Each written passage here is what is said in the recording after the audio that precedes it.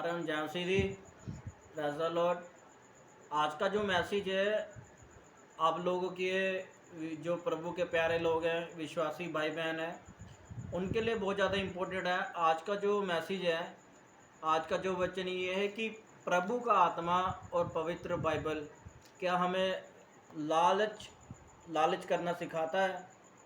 तो हम बाइबल में देखेंगे मत्ती उसका 7 अध्याय 7वें वचन से हम पढ़ेंगे, जहाँ पे लिखा हुआ है कि तुम मांगोगे तो तुम्हें दिया जाएगा, ढूंढोगे तो तुम पाओगे, खड़काओगे तो तुम्हारे लिए खोला जाएगा। क्योंकि जो कोई मांगता है उसे मिलता है, जो कोई ढूंढता है वह पाता है, और जो कोई खड़काता है उसके लिए खोला जाता है। यहाँ पे प्रभु यीशु मसीह पवित्र आत्मा के बारे में बात करता है कि जो कोई पवित्र आत्मा मांगेगा उसे पवित्र आत्मा दिया जाएगा। और जो कोई ढूंढना यानी कि उसकी खोज में, जो कोई स्वर्गीय वस्तु की खोज में रहता है उसे वो जरूर पाता है, क्योंकि परमेश्वर उसे जरूर देता है। यानी कि स्वर्गीय वस्तु की खोज में हमें 24 घंटे परमेश्वर के आगे उसका दरवाज़ा खड़काते रहना है, विनती करते रहना है कि हे परमेश्वर, हमें अपने वचन के लिए, अपने वचन को समझने के लिए हमें स्वर्गीय बुद्धि दे, हमें पवित्र आत्मा दे, अपनी सेवा के लिए हमें पवित्र आत्मा दे, जो कि हमें सेवकाई में हमारे लिए, जो कि हमारी मदद, हमारी सहायता करे, जो अपने स्वर्गीय वस्तु दे, जो कि तेरी सेवकाई में हम इस्तेमाल कर सके। क्योंकि वचन में लिखा हुआ है कि तुम मांगोगे तो दिया जाएगा, लेकिन ये कि परमेश्वर की इच्छा से वो चीज़ होनी चाहिए। क्या परमेश्वर की इच्छा है उन चीज़ों में? अगर हम परमेश्वर की इच्छा के अनुसार वो चीज़ें मांगते हैं तो परमेश्वर अपने स्वर्ग के द्वार, अपने स्वर्ग की खिड़कियां खोल के वो परमेश्वर स्वर्गीय वस्तु जो हमारे लिए रखी है वो परमेश्वर जरूर देता है। यहाँ पे जो बात हो रही है उस स्वर्गीय वस्तु की ये बात हो रही है, और संसारिक चीज़ों की बात नहीं हो रही कि तुम मांगो प्रभु से, तुम अपने लिए वीज़ा मांगो, कोठी मांगो, अपने लिए कार मांगो, प्लॉट मांगो, पैसा मांगो तो प्रभु तुम देगा। यहाँ पे परमेश्वर स्वर्गीय वस्तु की बात कर रहा है, स्वर्गीय भेदों की बात कर रहा है। तुम मांगोगे तो तुम्हारे लिए तुम्हें दिया जाएगा। स्वर्गीय वस्तु की खोज में रहना है। लेकिन आजकल जो प्रभु के प्यारे लोग, जो विश्वासी भाई बहन है, वो स्वर्गीय वस्तु की खोज में नहीं बल्कि संसारिक वस्तु की खोज में रहती है कि कहाँ से मिलेगी, कब मिलेगी, कैसे मिलेंगे।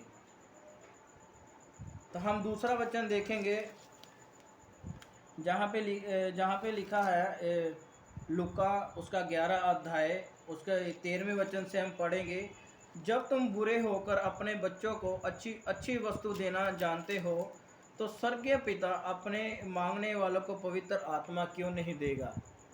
यहाँ पे परमेश्वर कह रहा है कि जब तुम बुरे होकर अपने बच्चों को अच्छी चीज़ें वस्तु देना जानते हो तो जो स्वर्गीय पिता है वो पवित्र आत्मा क्यों नहीं देगा। यहाँ पे पवित्र आत्मा की बात हो रही है, किसी सांसारिक चीज़ों की बात नहीं हो रही है। लेकिन आजकल अगर यहाँ पे संसारिक की बात होती तो परमेश्वर यहाँ पे कि फिर यहाँ पे लिखता कि तुम्हें संसार की वस्तु दी जाएगी, क्योंकि ये जो पवित्र आत्मा है, हम ये पवित्र आत्मा जो अनंत जीवन तक साथ रहेगी, हमेशा हमारे साथ रहेगा, कभी ना छोड़ने वाला ये आत्मा है। अच्छी वस्तु हमारे लिए क्या है? पवित्र आत्मा है, संसार की वस्तु नहीं है। लेकिन आजकल के जो विश्वासी हैं वो संसारिक वस्तु के पीछे भाग रहे हैं। तो हम देखेंगे मती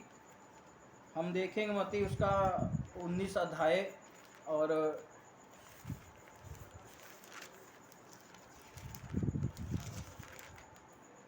उसके 19वें अध्याय और 16वें वचन से हम पढ़ेंगे कि जहाँ पे एक मनुष्य यीशु के पास आया और उसे कहा, हे गुरु, मैं कौन सा भला काम करूं कि अंत जीवन पाऊं। तो उसने उससे कहा कि तू मुझसे भलाई के विषय में क्यों पूछता है? भला तू एक ही है, पर यदि तू जीवन में प्रवेश करना चाहता है तो मेरी आज्ञा को माना कर। उससे कहा, कौन सी आज्ञा है? तब यीशु ने कहा, ये कि तू हत्या न करना, चोरी न करना, व्यभिचार न करना और झूठी गवाही न देना, अपने पिता और माता का आदर करना और अपने पड़ोसी से अपने समान प्रेम करना। उसने जवान उसने उसने जवान से उससे कहा कि इन सबको तो मैंने माना है, अब मुझसे किस बात की घटी है। यीशु ने उससे कहा, यदि तू सिद्ध होना चाहता है तो तू जा, अपना माल बेचकर कंगालों को दे, और मुझे स्वर्गीय में और अपने तुझे स्वर्ग में धन मिलेगा, और आकर मेरे पीछे हो ले। परंतु ये जवान यहाँ बात सुनकर उदास होकर चला गया, क्योंकि वह बहुत धनी था। यहाँ पे परमेश्वर, अगर प्रभु का आत्मा हमें आशीष और बरकतें देना चाहता है संसार की, तो यहाँ पे प्रभु यीशु मसीह ने ये कहा है, खास करके वो लोग जरूर सुने जो कहते हैं कि प्रभु का आत्मा आप लोगों को आशीष और बरकतें, ब्लेसिंग देने जा रहा है। क्योंकि ये वचन कह रहा है साफ साफ, प्रभु का आत्मा, क्योंकि प्रभु यीशु मसीह ने खुद कहा है कि अगर तू अनंत जीवन में प्रवेश करना चाहता है तो अपना माल बेच के कंगालों में बांट, तब मेरे पीछे अपना जो धन है स्वर्ग में इकट्ठा कर। लेकिन वो धनी व्यक्ति उदास होकर चला गया, क्योंकि वो व्यक्ति धनी था, अमीर था, बहुत रिच मैन आदमी था, क्योंकि उसका जो मन है उसका धन पे लगा हुआ था। वचन पे लिखा है, जहाँ पे तेरा धन वहाँ पे तेरा मन लगा हुआ है। तो अगर प्रभु का आत्मा आज के विश्वासियों को आशीष बरकत दे रहा है, तो यहाँ पे प्रभु यीशु मसीह ने क्यों कहा कि तू अपना सारा माल बेचकर कंगालों को बांट दे। अब हम देखते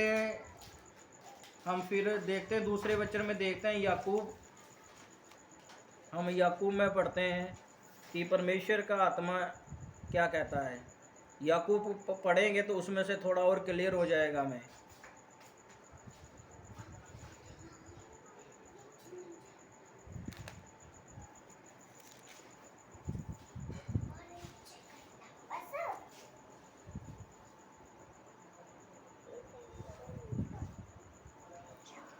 पढ़ेंगे याकूब उसका 4 अध्याय, उसके 5वें वचन में पढ़ेंगे। क्या तुम ये समझते हो कि पवित्र शास्त्र व्यर्थ कहता है कि जिस आत्मा को उसने हमारे भीतर बसाया है, क्या वो ऐसे लालसा करता है, उसका प्रतिफल ढाई है। यहाँ पे याकूब कह रहा है कि जिस परमेश्वर ने अपना आत्मा हमारे अंदर बसाया है, क्या वो लालसा करता है? क्योंकि वो लालसा नहीं करता, किसी भी प्रकार की संसारिक वस्तु की वो लालसा नहीं करता। यहाँ पे याकूब कह रहा है कि परमेश्वर का आत्मा जो परमेश्वर ने हमारे भीतर दिया, वो किसी भी चीज़ की वो लालसा नहीं करता, किसी भी संसारिक वस्तु की वो लालसा नहीं करता। तो यहाँ पे प्रभु कह रहा है कि प्रभु का जो आत्मा हमारे अंदर है वो किसी भी चीज़ की लालसा नहीं रखता। लेकिन आजकल के कहते हैं कि बरकत लो, रिसीव करो, सब ये झूठ है। क्योंकि प्रभु यीशु मसीह ने भी, क्योंकि जो प्रभु यीशु मसीह के चेले थे वो भी सब कुछ बेच बाच कर एक दूसरे की मदद सहायता करते थे और प्रभु की सेवा करते थे। क्योंकि वचन में लिखा है कि ऊँट का जो सुई के नक्के में जाना आसान है, लेकिन धनी व्यक्ति का उस दरवाजे से जाना बहुत मुश्किल होगा। ठीक है, लेकिन धनी इंसान का, जो रिच मैन बंदा है, जो अमीर है, जो संसारिक वस्तु पर जिसका मन लगा हुआ है, उसका स्वर्ग में जाना बहुत कठिन, बहुत मुश्किल होगा। तो आजकल के जो विश्वासी सब आशीष और बरकत के पीछे भाग रहे हैं। सो आज का जो टॉपिक है, प्रभु का आत्मा हमें लालच, प्रभु का आत्मा और पवित्र बाइबल हमें लालच करना नहीं सिखाती। इस वीडियो को ज़्यादा से ज़्यादा लाइक करना, शेयर भी करना और कमेंट भी करना। सभी को जय मसीह।